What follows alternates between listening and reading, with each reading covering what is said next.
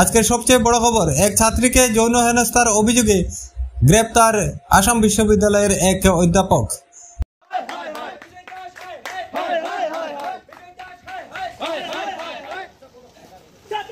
দুই দিন পূর্বে শিলচর আসাম বিশ্ববিদ্যালয়ের আইন বিভাগে সংঘটিত হয় যৌন হেনস্থার ঘটনা।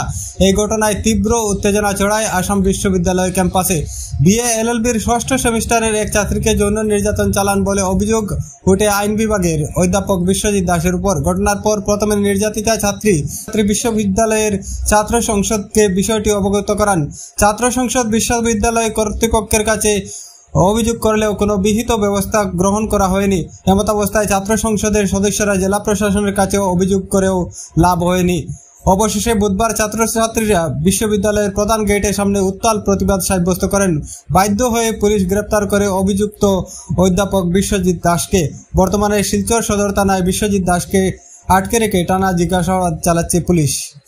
গত 2 দিন আগে যে আমরা একটা ল ডিপার্টমেন্টের একজন প্রফেসরের বিরুদ্ধে, অ্যাসিস্ট্যান্ট প্রফেসর তাই বিশ্বজিৎ দাস নাম, তাইনের বিরুদ্ধে একটা মেয়ে আমরা অফিসিয়ালি কমপ্লেন করছে যে সেই ডিপার্টমেন্টের তাই মেয়েটা তাই লাস্ট এক্সামের দিন তাইরে স্যারে মিষ্টির বাক্স দিয়ে কেবিনও ডাকাইছে এবং ডাকাইয়া তাই লোকে এখানে বেড বিহেভ করার চেষ্টা করছে, বিভিন্ন রকম কথাবার্তা হইয়া মাতিয়া তাই লোকে তাই একবার বাইরে চলছে চেষ্টা করছে, বাইরেও একবার আবার তাই এখানে ডাকিয়া ঢুকাইয়া দেন দরজা লক আসিল, লক করে তাই যেটা কইছে তাই লোকে বেড বিহেভ করার চেষ্টা করছে, বাজে কথা হয়েছে এবং তাই বাজাবে করার চেষ্টা করছে। তাই সঙ্গে সঙ্গে পরে বাইরে এখানে আই গেছে, আইয়া রাত্রেবেলা আমরা কমপ্লেন করার পরে সঙ্গে সঙ্গে আমরা অথরিটিরা জানাইছি জিনিসটা এবং এটা আমরা যে ইন্টারনাল কমিটি যেটা আছে ওমেন সেফটি লাগে এখানে আমরা জানাইছি, কমিটি ফর্ম করার লাগিয়া কইছি।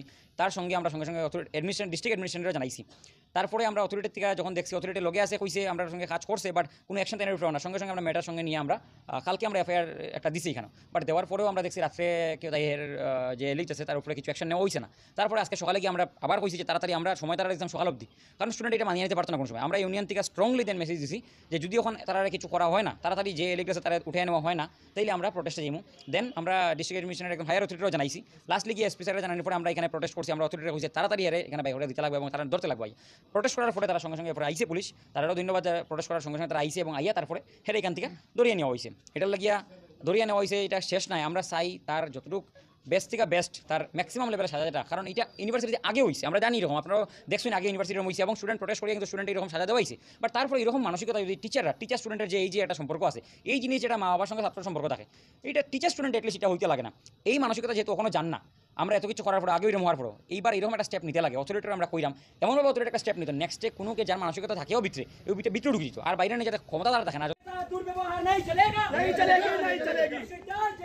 जेल जाओ जेल जाओ जेल जाओ जेल जाओ करो बंद करो बंद करो बंद करो होश में आओ होश में आओ।